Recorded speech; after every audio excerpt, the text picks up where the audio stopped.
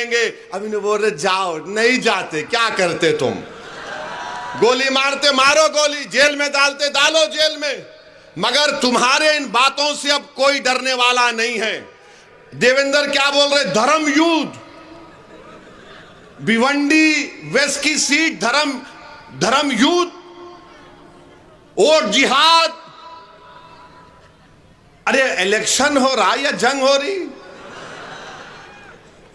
और किसके खिलाफ धर्म युद्ध कर रहे? फडणवीस बोलो तुम जरा। अच्छा मोदी जी ये तो बोल दो सबका साथ, सबका विकास, सबका विश्वास, कहां गया? उड़ गया, टाइम टाइम हो गया। देवेंद्र धर्म युद्ध है और जिहाद कर रहे। और जिहाद के माने क्या है बताओ? अरे जिहाद तुम जानते नहीं। जिहाद अगर किसी ने किया ना, फडणवीस, अल्लामा फजल हक खैराबादी ने अंग्रेजों के खिलाफ किया था जिहाद का फतवा देकर। जिहाद अगर किसी ने किया था इस देश को आजाद कराने के लिए, तो मुरादाबाद के अल्लामा काफी ने दिया था कि इस तरी को गरम करके अल्लामा काफी के सीने पर लगाते थे अंग्रेज। फांसी के फंदे पर अल्लामा काफी को लेकर जा रहे, और ये अल्लामा काफी मुस्कुरा रहे थे और जबान पर क्या पढ़ रहे थे? नाते रसूल सल्लल्लाहु अलैहि वसल्लम पढ़ रहे थे। और आप बोल रहे जिहाद, वोट जिहाद, धर्म युद्ध। लगता है फडणवीस तुम जरा थोड़ा दिमाग जो आप नौत बोलो, मैं बोलता हूं ना, वरना बोलेंगे वोट जिहाद भिवंडी वेस्ट में हो रहा है। यानी अगर कोई वारिस पठान इंशाल्लाह कामयाब हो गए तो सबसे ज्यादा तकलीफ जिस्म के उस हिस्से में किसी को होगी तो देवेंद्र फडणवीस को होगी। वोट जिहाद हुआ, वोट जिहाद हुआ। हम अपने पसंद के उम्मीदवार को वोट डालेंगे। अच्छा तुम अयोध्या की सीट हार गए, वो क्या था? धर्म युद्ध था।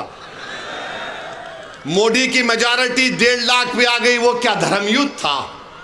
गुजरात में तुम सीट हार गए, धर्म युद्ध था। मगर जहां पे मंजलिस आ गई, देवेंद्र फडणवीस आ गए। अच्छा अब उन्हों भी आए यूपी से, क्या बोल रहे हो उन्हों? कटेंगे क्या? बटेंगे तो कटेंगे। अरे ये कौन सी जबान है? मुख्यमंत्री की जबान है ये।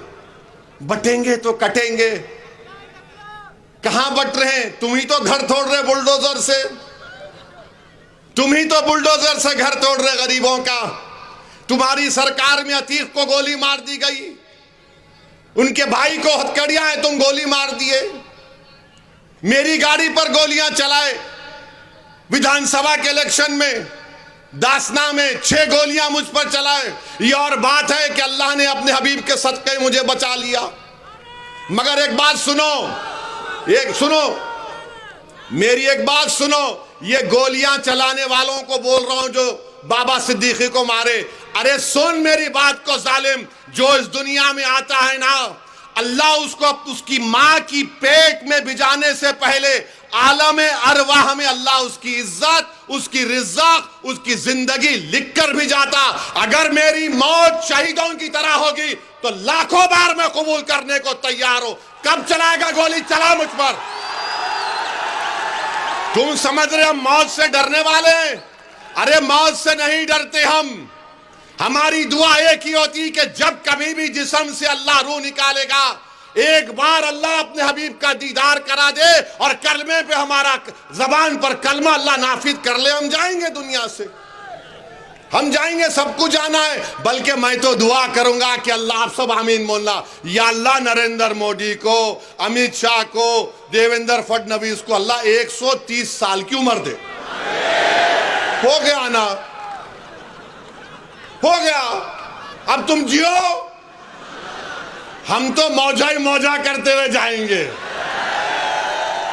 और जब खबर में जाएंगे तो अल्हम्दुलिल्लाह वो चेहरा मुबारक दिखा जाएगा। हम तुम्हें तो हमारा क्या तुम कंपेयर कर रहे? बटेंगे तो कटेंगे। अरे किसको डरा रहे? ये डरने वाले नहीं हैं, ये डरने वाले नहीं है। हाँ 1 दिन 2 दिन 3 दिन 10 साल से तुम डरा रहे हो, मगर डरने का नाम नहीं ले रहे हैं। 1 साल से इजराइल मार रहा है 40,000 लोगों को।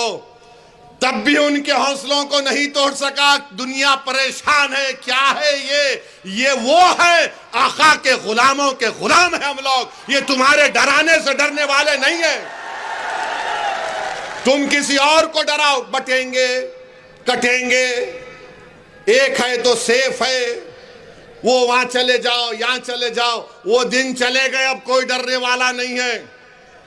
अब ये मुल्क हमारा था, है और रहेगा इंशाअल्लाह ताला।